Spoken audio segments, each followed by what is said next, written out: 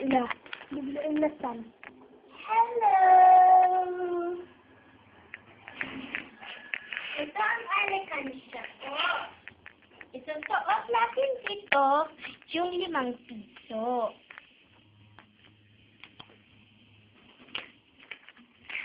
Ay, hindi maisuot. Kala ko maisuot.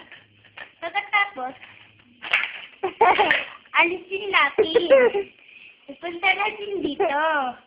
Pero, sorry, hindi maisuot eh. Ano kaya ang gagawin natin? Hindi na lang natin isusuot para mas maganda. Punta na lang natin dito. Tapos,